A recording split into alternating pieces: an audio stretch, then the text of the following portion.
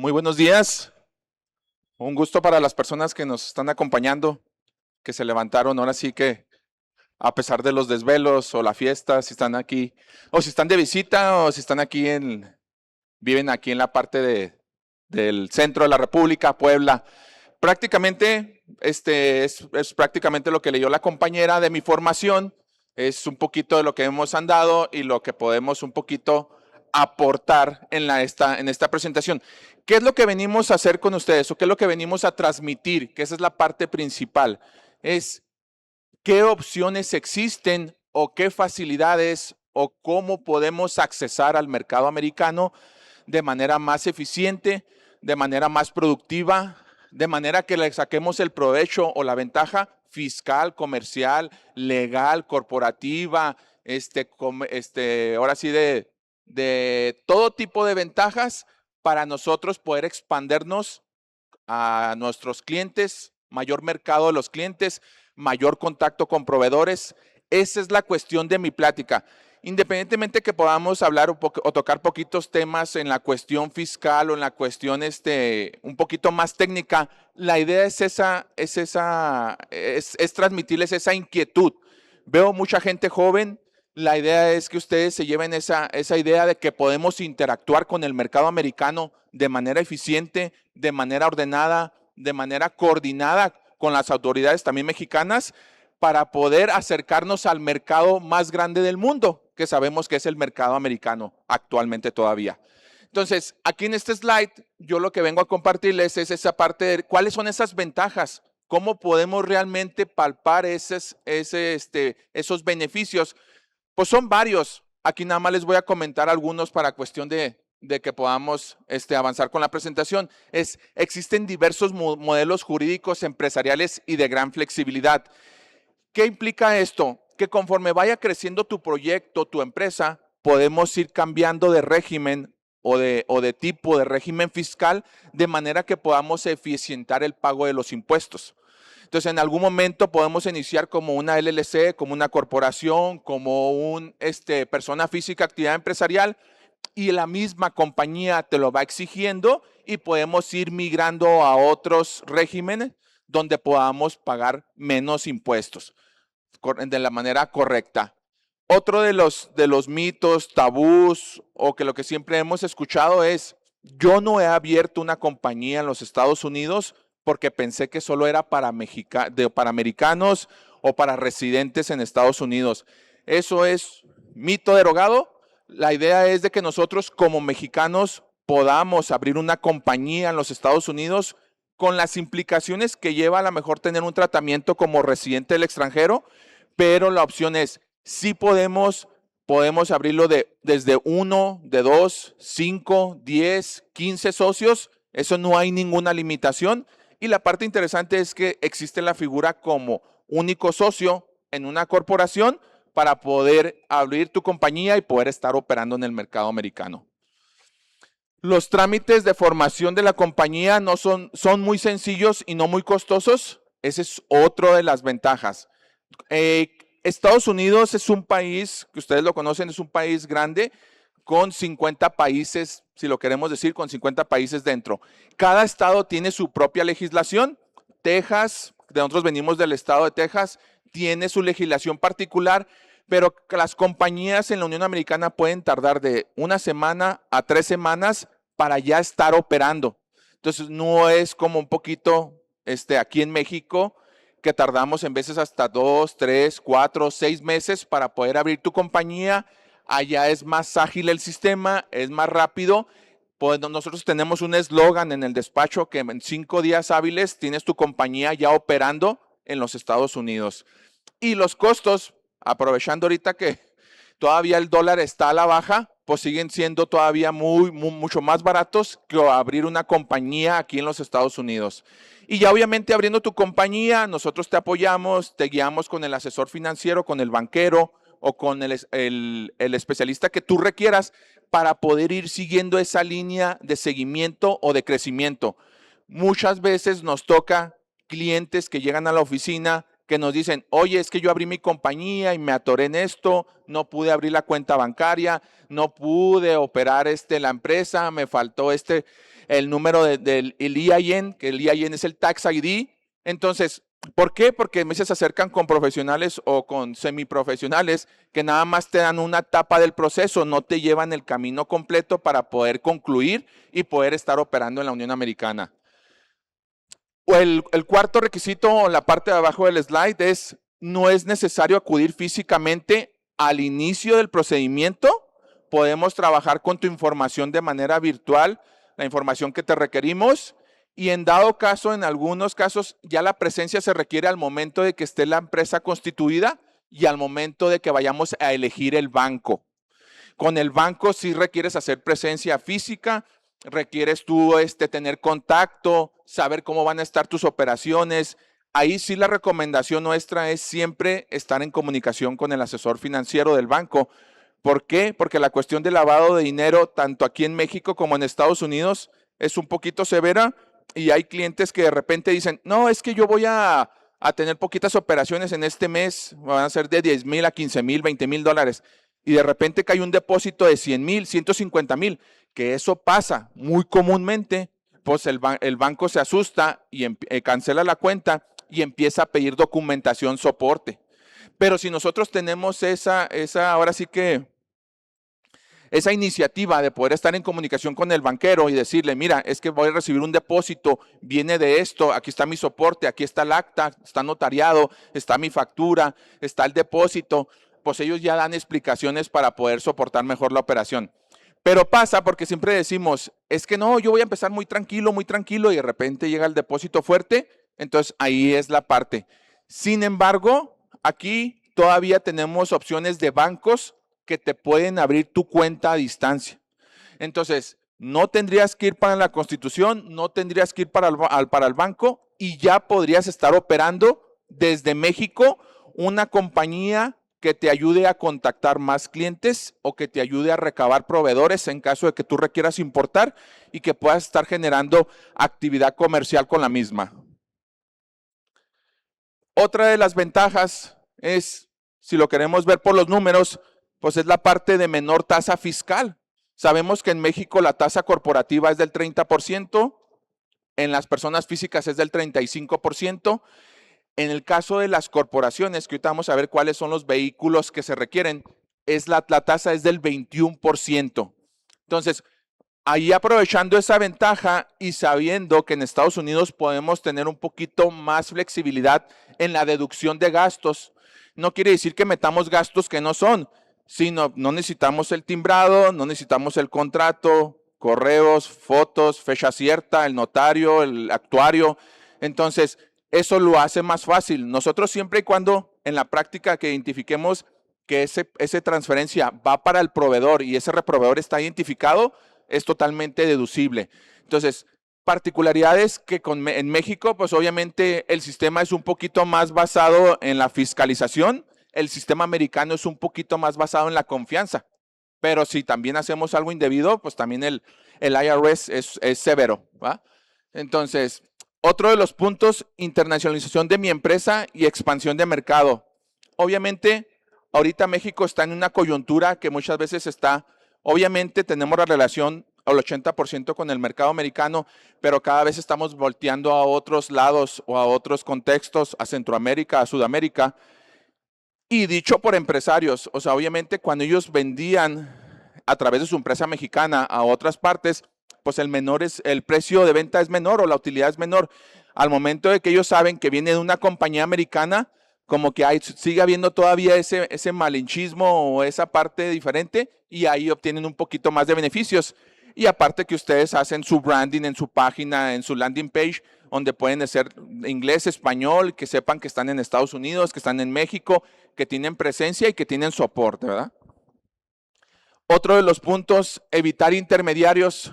Dice por ahí, y justamente aquí en el evento me topé un stand de una persona que hace unos suéteres como artesanales. Entonces, platicando con ella, me dice, es que yo ya vendo en Estados Unidos, pero a mí mi producto me lo compra un canadiense y él lo distribuye. Y lo digo, Esa es la parte que en veces necesitamos nosotros quitarnos esos mitos y tabús. O sea, decir, ¿por qué tiene que? Igual, o sea, es válido si el empresario canadiense le genera producción y le genera rentabilidad, pero ella misma podría ser quien pueda vender directamente con sus clientes en diferentes estados de la Unión Americana. Entonces, existen muchos que dicen, es que yo ya vendo, pero lo vendo a través de la compañía de un amigo, lo vendo a través de mi compadre, lo vendo a través de mi tío, que es el americano. Y obviamente, pues se genera una comisión, un gasto que tenemos que implicar. Pues la idea es que volvamos a lo mismo, nosotros podemos hacerlo, nosotros podemos darle el seguimiento y ustedes pueden tener mayor margen de utilidad en su operación. Y otro de lo que habíamos hablado poquito anticipado con la tasa corporativa y que les gusta mucho a los empresarios y pues más a los contadores, pues es esa facilidad de comprobación. Esa facilidad de comprobación va encaminado a que comúnmente, a menos con el estado de cuenta, ese sería el requisito primario para poder deducir alguna operación, alguna transacción. Ya si hay alguna duda, pues se requiere a lo mejor algún comprobante, pero el comprobante en la Unión Americana pues es un ticket, es un recibo, es una servilleta firmada, donde podamos nada más tener la seguridad de que se está haciendo la operación. Entonces, en muchos de los casos, hay empresarios que tienen gastos que no son deducibles en México porque no tienen comprobante, porque no tienen timbrado, porque no tienen esto, pero le hacen pagos. Ya en base a la operación de la empresa en México y en Estados Unidos, hacemos una reestructura y ese pago lo migramos a la compañía americana para seguir obteniendo la ventaja y la deducibilidad fiscal. Aquí igual, este slide, pues igual lo que les comenté, o sea, obviamente hay una legislación federal que es la que coordina todas las compañías a través del IRS, pero cada estado tiene su propia legislación. Entonces, al momento de que abrimos una compañía en los Estados Unidos, pues existe una alta federal y una alta estatal. Ya cada estado establece sus propios impuestos, cada estado establece sus propios procedimientos, sus propios tiempos de apertura de las compañías y a la vez, pues por decir, yo les comento que Texas es de los 9 estados que no tiene impuesto estatal. En algunos casos, por decir, el impuesto federal, como lo habíamos comentado, es del 21%, pero si nos vamos a California, pues tiene un impuesto estatal y en algunos de los casos tiene un impuesto del condado. Entonces, eso va elevando la tasa de fiscalización. En el caso de Texas, con el 21% federal, no tiene estatal y no existe tasa del condado, entonces lo deja en esa tasa que puede ser muy competitiva del 21%. En este slide o en esta figura lo que queremos presentar un poquito es la estructura o cómo podemos ir generando esa creación de compañía cuando entramos al mercado. El sole proprietorship es lo que en México conocemos como actividad, persona física, actividad empresarial, pero esa no es recomendada porque como ustedes saben y como en todos lados existen, ¿verdad? En México la demanda es común y si en México es común, en Estados Unidos más. Entonces, al momento de que operas tú como persona física, pues obviamente pones en riesgo tu patrimonio personal. Entonces, de ahí viene la unión de dos personas físicas, que es el partnership, que ya es una entidad como tal. De ahí viene lo que conocemos como LLC, que en muchos de los casos nosotros cuando hablamos de una compañía americana, siempre por cliché se nos viene una LLC. Ahorita vamos a platicar cuál es la opción más viable para un residente extranjero. Y después viene la corporación, que la corporación se divide en dos, en Small Corporation y C Corporation. Entonces es lo que conocemos como las Corporation, como las Inc., como las Co. Entonces, que es donde podemos tributar de manera más eficiente en el mercado americano. Aquí una LLC, que lo que les decía que es la que se nos ocurre como dices, no, yo ya tengo mi LLC, yo ya tengo mi compañía en Estados Unidos. En México se le llama como una empresa transparente. ¿Por qué transparente? Porque al momento de que tenemos nuestro resultado del ejercicio, si tenemos $1,000 de ventas, 800 de gastos y costos, tenemos una utilidad de 200, la empresa como LLC no paga el impuesto, lo pagan los socios de manera particular. Entonces, ¿qué implica? Si yo soy socio con René en 50%, de esos $200, ya el pago del impuesto se me van 100 a mi declaración personal y 100 a la declaración del compañero, y tenemos que hacer el pago como personas físicas. Y como personas físicas, la tasa va del 10% hasta el 37%. Pero cuando eres persona física extranjera, cada 3 meses te tienen que hacer una retención del 37% de la utilidad trimestral. Entonces, tiene muchas desventajas administrativas y no es el mejor vehículo porque te obliga a declarar a ti como persona física. Entonces, como persona física tenemos que sacar un número de identificación que se llama un ITIN.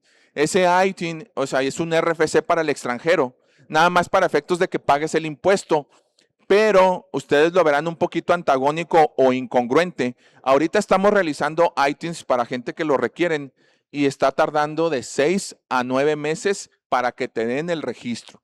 Entonces, contrario a lo que puede parecer que dices, pues yo soy el gobierno americano, aquí el compañero es extranjero, le doy rápido su número para que me pague los impuestos, pues no, o sea, es muy demorado y ellos quieren tener una evidencia notoria de que vas a pagar impuesto. Entonces, comúnmente a nosotros nos funciona mandar la declaración de la compañía y mandar la declaración de la persona física con la solicitud del número para que ellos lo hagan un poquito más expedito. Pero todos esos procesos es muy demorado y muchas veces el empresario mexicano o se desanima o se desalienta o piensa que no se está haciendo el trámite. ¿Por qué? Porque en la página del IRS no es como la página del SAT, o sea, que puedas consultar y ver el estatus y ver pendientes. Todo se maneja en el IRS a través de correo tradicional o a través de fax, o si quieres marcar a un 01800 para que te den respuesta, pero es demorado. Y con la administración actual, como hubo recortes presupuestales en gobierno, aún es más demorado. Entonces, esta opción nosotros no la recomendamos, salvo ciertos casos específicos, y nosotros la que recomendamos es la corporación para personas residentes extranjeros. Entonces, ¿qué es lo que pasa? Igual tenemos nuestros $1,000 de ingresos, 800 de costos y gastos, tenemos nuestra tasa de nuestra base fiscal de $200 y obviamente nada más por ahí pagamos el 21%. Y ya pagando el 21%, pues ya nosotros cumplimos con el fisco, cumplimos con las obligaciones, hacemos nuestra declaración estatal con nada más informando los importes, pero no se paga el impuesto a menos de que rebases una cantidad significativa y obviamente nos dedicamos a lo nuestro, que es hacer negocios, a conseguir clientes, a generar prospectos, a generar mayor vinculación. Hay mucha gente, de hecho ahorita me topé también a unos empresarios que me dicen, es que nosotros ya tenemos la corporación, no nos ha ido muy bien. Y luego le digo, ¿pero por qué? Pues digo, no, es que no le hemos invertido tiempo. Bueno, es que esa es la necesidad. Hay muchos de ustedes que ya tienen operaciones con clientes americanos. Entonces muchas veces nada más es al momento de que ustedes les digan, oye, ya tengo cuenta americana y empresa americana, ellos van a dar un brinco de felicidad. Entonces, a ellos les gusta más operar con entidades americanas y con bancos americanos. Entonces, en la maquiladora o en la industria, que es un tema que estamos aquí a fin, muchas veces se facilita más el pago de los servicios o de los que están contratando porque el corporativo hace el pago a la entidad americana. Entonces, en algunos casos de la industria, especialmente en Juárez, que nosotros tenemos la experiencia, pues en veces los términos de pago son de 30, 60, 90, 180 días. Entonces, para el empresario es muy asfixiante aguantar toda esa carga o todo ese capital de trabajo de sus empleados y de su operación. Al momento de que lo tienes del lado americano, los pagos se reducen a 3 semanas, 2 semanas. Y en alguno de los casos podemos optar por servicios de factoraje financiero y aún podemos obtener el recurso en el momento, obviamente con la comisión que ellos cobran, pero esa facilidad de que tú tengas ese flujo y esa disponibilidad y que tú tengas esa carta de decir, tengo mi empresa en México, mi empresa en Estados Unidos, ¿cuál se te facilita o con cuál podemos avanzar más rápido? Es un cambio que la verdad deberían de explorar, ¿va? Muchas veces hay algunos clientes que han llegado al despacho que me dicen, oye Marcial, tengo esta licitación con tal fábrica o con tal empresa, pero no me la dan porque a partir de cierto ingreso ya se la dan a corporativos o a empresas americanas. ¿Me ayudas a abrir una compañía, pero rápido para meter la aplicación? Y nos la aventamos rápido, metimos, sí siguió conservando ahí la licitación y siguió tramitando ahí pues siguió generando crecimiento y transacciones ahí con la compañía. Entonces, son de las ventajas que en el día a día y ahorita mismo, en veces que he platicado con gente que ya tiene interacción, o sea, existen muchas, o sea, nosotros no somos nada más que mexicanos ayudando a mexicanos, que nosotros buscamos que ese verdadero nearshoring del que hablamos y que a lo mejor ahorita podemos estar un poquito desalentados por estas prácticas arancelarias o por estas políticas un poquito discriminatorias, pues es la parte también de ver oportunidades. Hay clientes que me dicen a mí, oye Marcial, ¿cómo ves? Traigo este proyecto, me espero, ¿qué hago? Digo, pues ya, si ya le traes el feeling, aviéntatelo. Le digo, ¿por qué? Porque si no va a haber otra persona que lo haga. También las épocas de incertidumbre o las épocas de un poquito de retroceso, pues son épocas de oportunidades. Solamente hay que asesorarse, hay que planearlo y es la parte interesante del empresario, que es esa parte de ser arrojado, un poquito de sentimiento o de esa que le llamamos corazonada para poder hacer negocios, que se requiere mucho. Y también se requiere la parte técnica, que es la parte de valorar, evaluar, hacerlo con conocimiento para que podamos tener el éxito que necesitamos. En este slide lo que buscamos es cómo darles una guía de cómo nosotros recomendaríamos que fueran ir haciendo su incursión al mercado americano. Entonces nosotros hablamos de un plan de negocios, que obviamente tú tienes que hacer un análisis de la factibilidad de tu estructura, de tu compañía, qué opciones hay, qué ideas tienes, cuál sería el ritmo de crecimiento.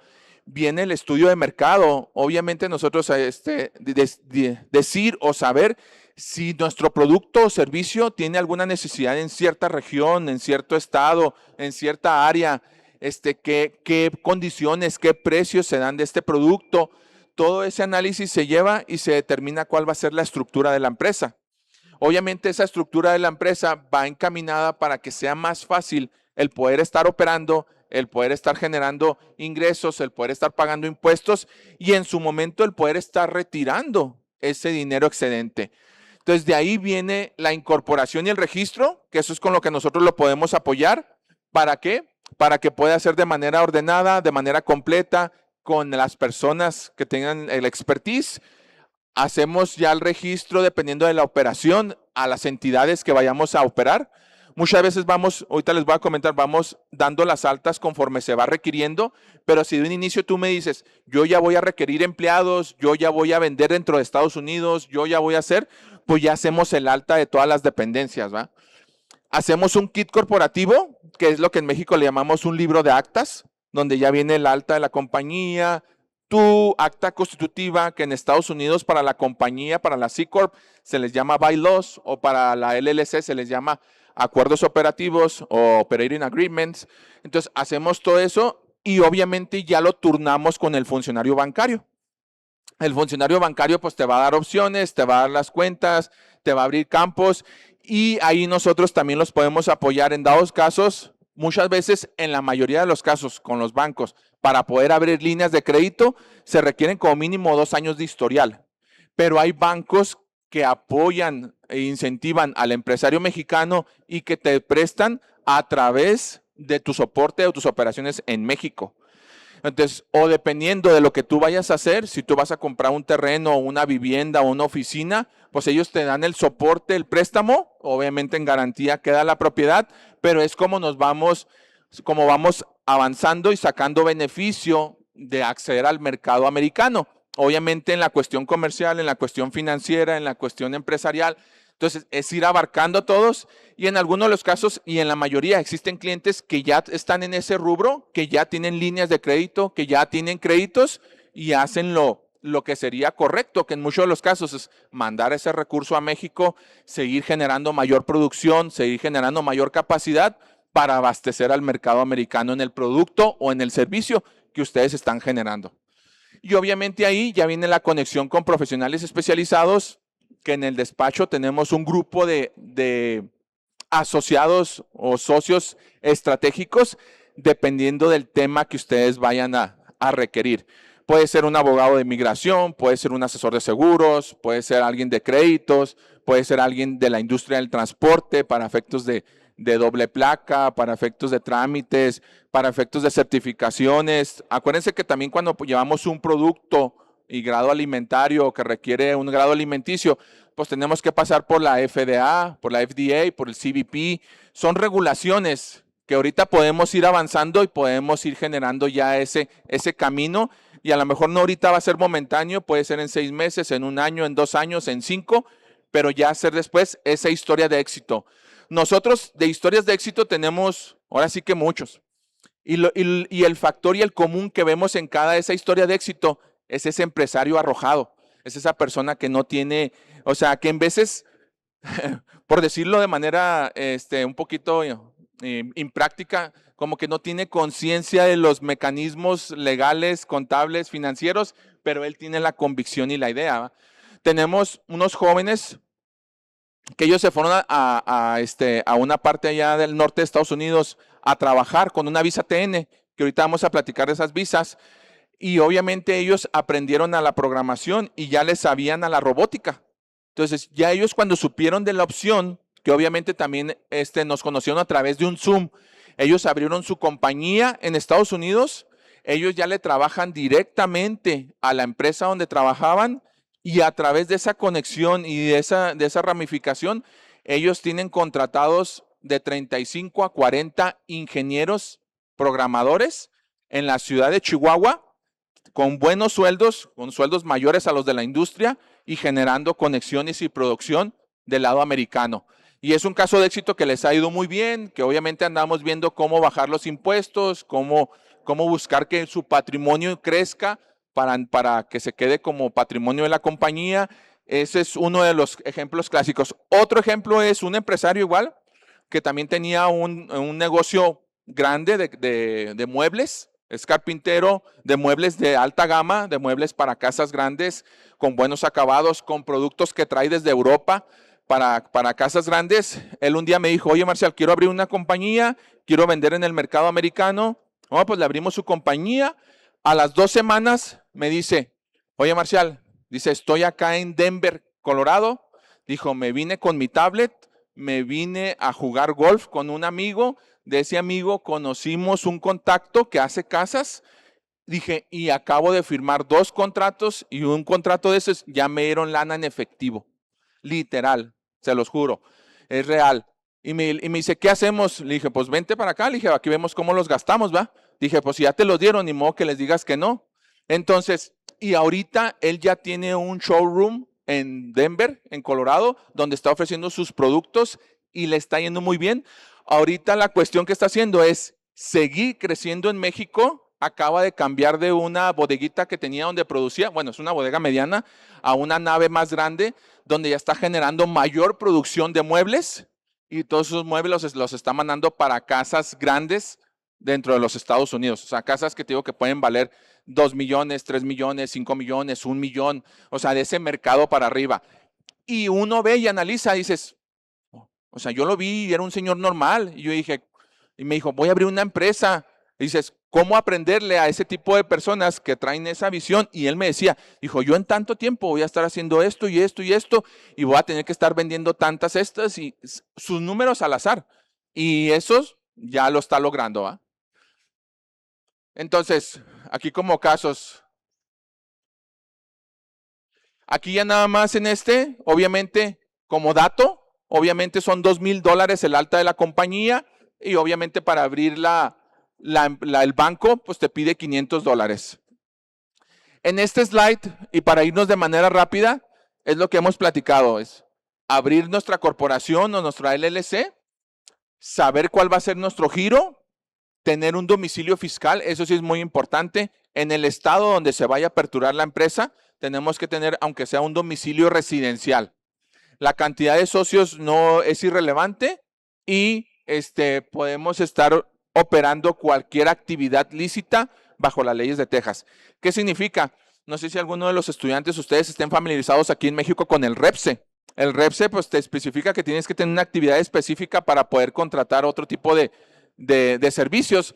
Aquí tú puedes, ahora sí que vender muebles, programar robots, vender menú el domingo, y toda vender ahí unos monitos sin ningún problema, y es legal y no hay ninguna limitante. Entonces, es otra de las facilidades. Aquí en el caso, obviamente cuando hacemos el alta ante la federación o ante el IRS, pues hacemos lo que es el trámite del EIN, que es el Employer Identification Number, que es el RFC o el Tax ID. Entonces ya se genera con el formato SS4. Aquí está el que les comentaba del ITIN. El ITIN es otro número, pero para cuando eres persona física extranjera. En el caso de que se requiera, lo podemos tramitar, solamente que es un poquito demorado, nada más es cuestión de tener paciencia, y no demorado por nosotros, sino por la respuesta de la autoridad. Después de eso, también viene otra obligación, que cuando vendemos en la Unión Americana hay un impuesto que se llama Sales Tax, que es el impuesto a las ventas, que si lo queremos homologar con México es como el IVA. Entonces, cada estado también tiene su forma de determinarlo.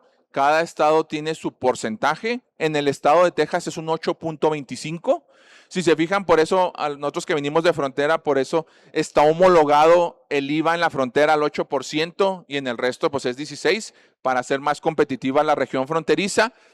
¿Esto qué es lo que busca? Obviamente cualquier producto que tú vendas en la Unión Americana tiene que llevar ese impuesto, tú lo retienes y lo enteras al estado. Obviamente, ¿qué es gravable? Pues la mayoría de los productos, servicios o mercancías. ¿Y qué no es gravable? La mayoría de los servicios no son gravables. Entonces, ¿qué ventaja tiene con respecto al IVA en México? Que si yo soy un productor y yo se lo vendo a un distribuidor, o sea, yo no le tengo que cobrar el IVA porque él no es el consumidor final. Aquí el sales tax o el IVA, que es lo que le llamamos, se cobra hasta el cliente final, hasta el consumidor final. Entonces, no como en México, que el IVA lo vamos trasladando en toda la cadena al final. Entonces, esas son las obligaciones. Dices, ¿cada cuándo se declaran?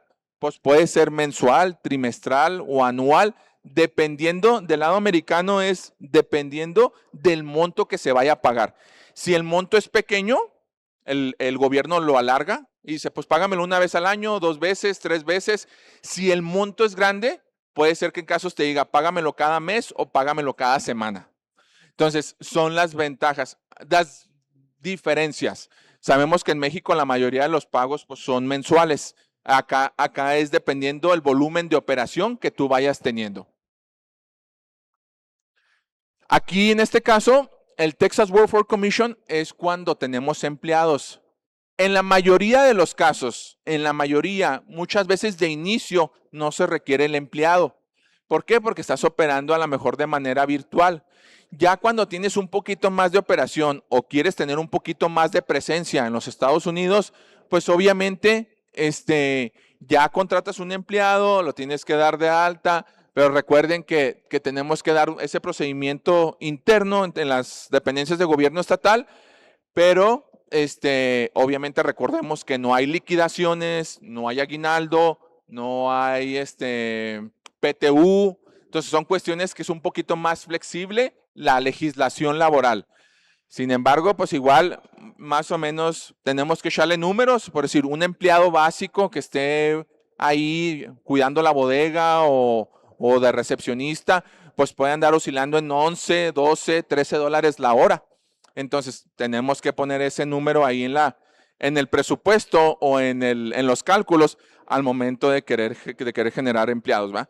En muchos de los casos, ya obviamente por la operación se requiere, entonces podemos acceder a visas de trabajo o visas de negocio para efectos desde que si nos queremos traer talento de México a llevarlo a Estados Unidos y que sigan operando en la Unión Americana con un permiso o con una residencia temporal.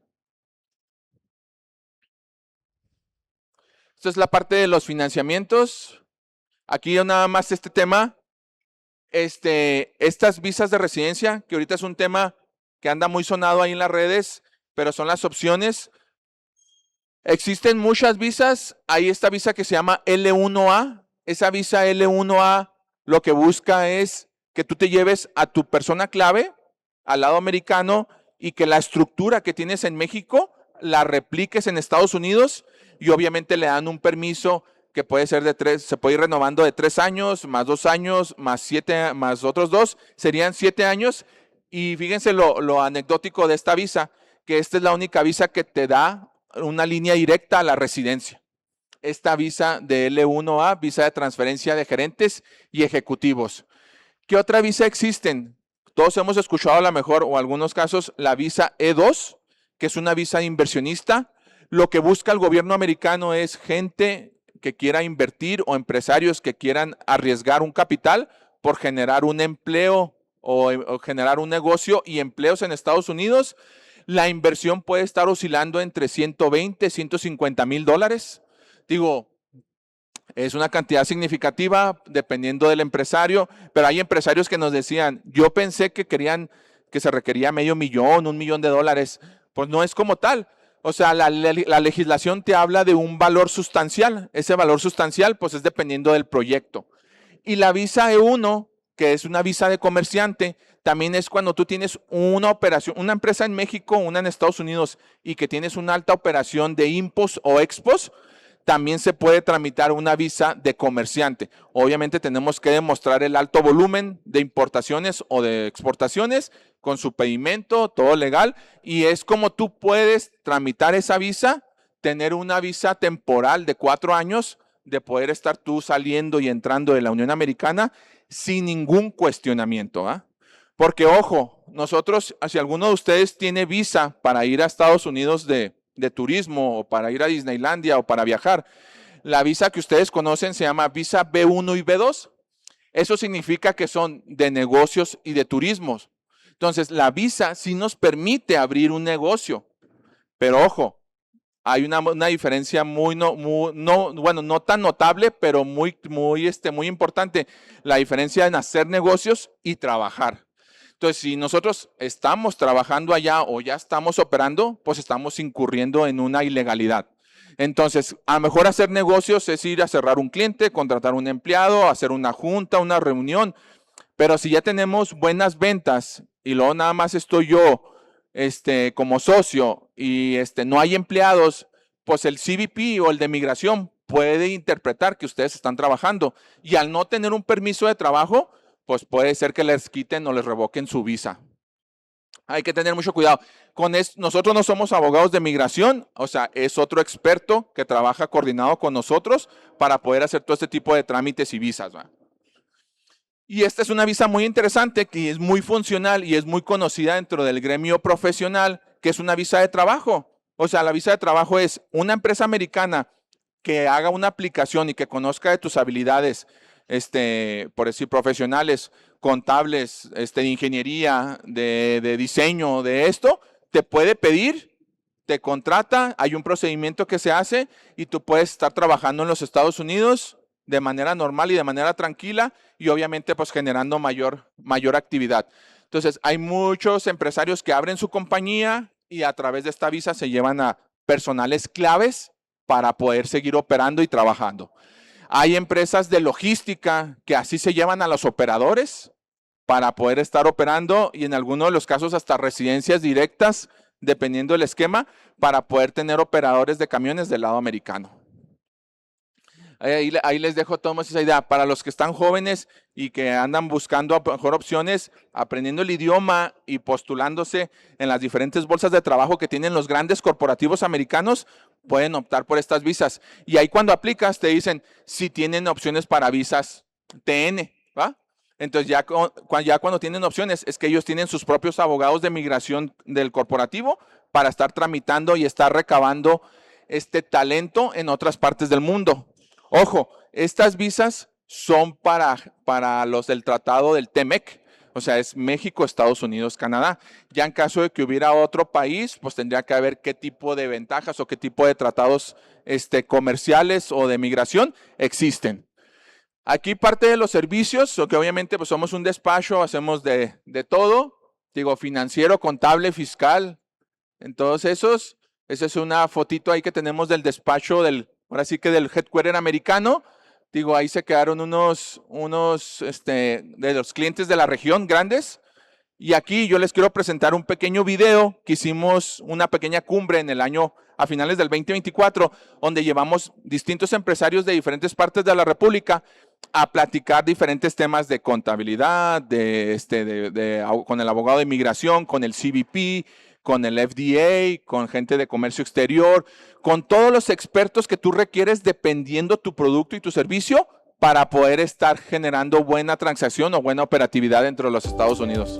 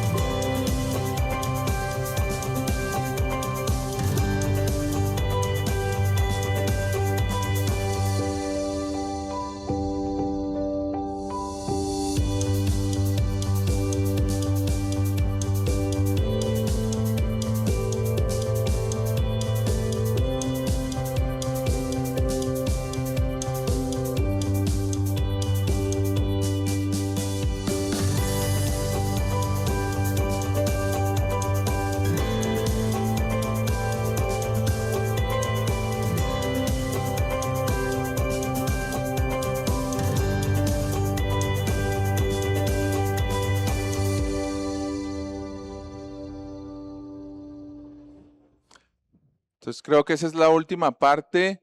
Digo, aquí están nuestros datos de información. Digo, obviamente tenemos la mayor parte operativa en El Paso, Texas. Ahí está la ubicación. Y también tenemos una oficina en Ciudad Juárez para atención con clientes o empresarios que me dicen, todavía no he tramitado mi visa láser, no puedo accesar a Estados Unidos, pero quiero empezar el procedimiento, quiero empezar la compañía. Eso se puede hacer. Obviamente, para efectos del banco, pues sí necesitaríamos darle un poder a otra persona para estar esos, pero eso es en la cuestión de que tramitamos una visa de inversionista, una visa de B1 o B2 o cualquier situación. Pero ahora sí, digo, la idea es eso, dejarles que no existe este límite, que las ideas son vastas, son claras y que podemos nosotros apoyarlos en ese camino y aquí estamos a la orden. Si alguno de ustedes tiene alguna pregunta específica o algún comentario, alguna experiencia, a la orden. Buenos días, Marcial. Primero, agradecerte el que nos hayas acompañado el día de hoy. Bueno, yo tengo un testimonio y una pregunta. El testimonio es que yo de carne propia se los puedo recomendar porque el despacho de Paul Mesa es precisamente mis contadores y mis asesores en las empresas en Estados Unidos, ¿no? Entonces, están probados, pues. La segunda pregunta, Marcial, en todo el proceso de la apertura de negocios en Estados Unidos para un mexicano y que tiene como proyecto también el generar una visa, sí. Con todo lo que está sucediendo ahorita de la presión del presidente Trump a parar un poquito todos esos trámites, ¿cómo está el estatus actual de tiempos, de posibilidades, de costos? ¿Han aumentado o cómo está el asunto? Sí, no, muchas gracias ahí por la pregunta. René, digo, para los que vivimos en frontera, pues es más común, hay un tema un poquito de que el 6 de agosto el presidente Donald Trump firmó una orden ejecutiva donde está generando un poquito de pánico, bueno, es real, pánico y miedo de retirar visas láseres a personas que generaron un turismo incorrecto y que tuvieron partos en Estados Unidos. Ese es ahorita como que el común denominador en la mayoría de los empresarios o la gente que tiene mucha interacción con el mercado americano.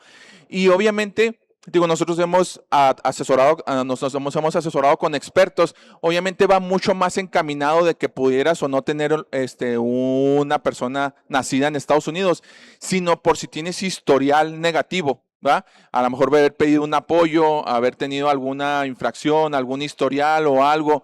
Y de lo que maneja René como preámbulo es para los empresarios, que ahorita hablamos de las visas, ¿cuál es el promedio de tiempos?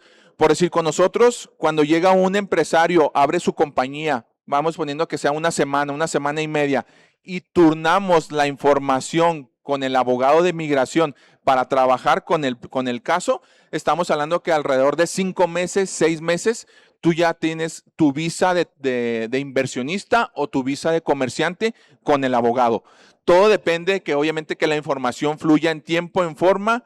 Los costos ahorita es muy prematuro, digo, evaluar si a lo mejor van a tener un incremento, pero obviamente para los empresarios que a lo mejor antes pasaban con una visa láser, pues ya genera un poquito más de incertidumbre y van a optar por el trámite de una visa como la visa L1A, como la visa E2, E1.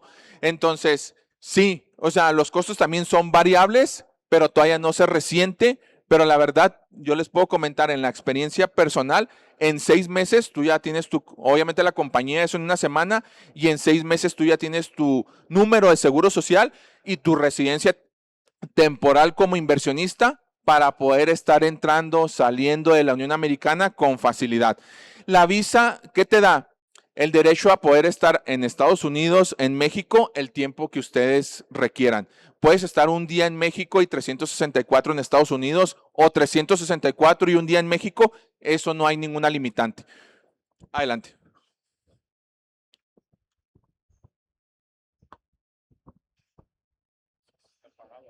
¿Sí me escuchas? Sí. Adelante. Una pregunta. No sé si lo mencionaste o no, quería yo preguntar. Para el domicilio fiscal, ¿es necesario tenerlo físicamente o ustedes también proporcionan ese servicio? En algunos de los casos sí se proporciona, dependiendo del caso, el domicilio del despacho. Hay opciones donde también recomendamos oficinas virtuales, y otras opciones, dependiendo del caso, es si ustedes tienen un amigo, conocido, contacto, cuate, que tenga un domicilio fiscal en Texas, por decir en este caso, con ese domicilio es más que suficiente. Ya después, conforme vaya avanzando la operación, si hay la oportunidad de tú rentar tu propia oficina, tu propio espacio, tu propia bodega, pues ya hacemos el cambio de domicilio. Pero de inicio, o sea, lo que requerimos sí es un domicilio residencial o una oficina, no tanto virtual. Hay oficinas más pequeñas que obviamente tienen otro tipo de esquema, que ese sí las permite el banco. El banco es el principal que a lo mejor nosotros les podemos decir, sí, dame un domicilio de un P.O. Box, pero el banco es el que les va a decir, ¿sabes qué? No me están autorizando a aperturar la cuenta bancaria por no tener correctamente la ubicación de la empresa. Entonces, Gracias. recuerden que cada banco tiene sus políticas, tiene su flexibilidad. Cuando llega el empresario con nosotros, vemos con qué política se adecúa un poco más, y es donde lo turnamos con el funcionario bancario correspondiente. Pero eso, o sea, por decir, hay muchos clientes que me dicen, es que yo fui a este banco y me hicieron muecas, me hicieron caras, me rechazaron, porque hay bancos que si tú no tienes un número de seguro social, no te abre una cuenta bancaria, que es Bank of America, Wells Fargo, vaya, los bancos un poquito grandes, pero sin embargo hay bancos con los que trabajamos grandes, como Chase, como PNC, como Sunflower, que aperturan a residentes extranjeros. ¿Alguien más tiene una pregunta? Por favor, levanta la mano, le llevo el micrófono. Con confianza.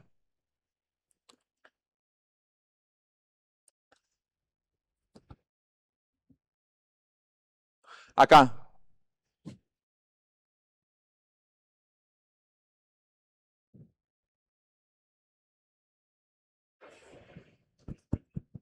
Buenas tardes y gracias por la presentación muy interesante. Gracias, muy amable. Yo tenía una duda respecto a volverte residente fiscal en Estados Unidos.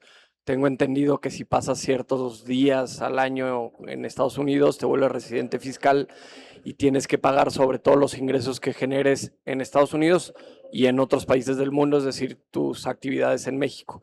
En ese sentido, ¿qué maneras hay de, bueno, sé que existe un tratado de no doble tributación, pero qué maneras hay de no pagar de manera legal, evidentemente, pero de no pagar sobre lo que tienes aquí en México si te vas a trabajar a Estados Unidos y pasas más de ese tiempo que te vuelves residente fiscal americano? Sí, mira, igual ahí haciendo el comentario, es correcto.